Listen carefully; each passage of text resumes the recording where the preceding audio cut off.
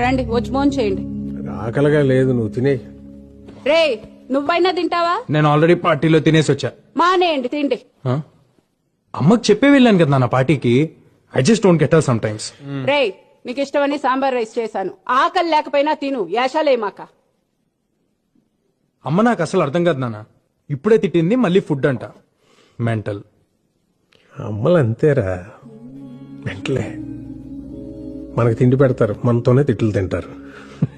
ఏమనుకోవాలని వాళ్ళు అంతేరా.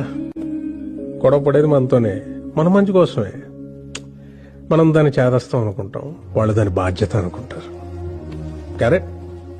You know something, ఇంట్లో అమ్మో నాన్నో తాతయ్యో నాన్నమ్మో లేకపోతే ఇంకెవరు అడుగుతారా మన్ని తిన్నావా ఉన్నావా అని? వాళ్ళు ఉన్నప్పుడు వాళ్ళు విలువ తెలియదురా. రేపు లేరనుకో, వాళ్ళు మనతో ఉన్న ప్రతి క్షణం చాలా విలువైందిరా. Treasure it. సారీ నాన్న, ఇందాక అమ్మ సడన్ గా తిట్టేసిందని. తిడతారా, పెద్దవాళ్ళు అన్నాక తిడతారు, పడతాం. ఏమైంది? ఈగో ఎందుకు మనకి? అన్నది మనోళ్ళేగా, మన కోసమేగా. వాళ్ళు ఉన్నంత వరకేరా. వాళ్ళ చిన్న పిల్లలు, వాళ్ళు పోతే మన బాల్యం కూడా వాళ్ళతో తీసుకుపోతారా.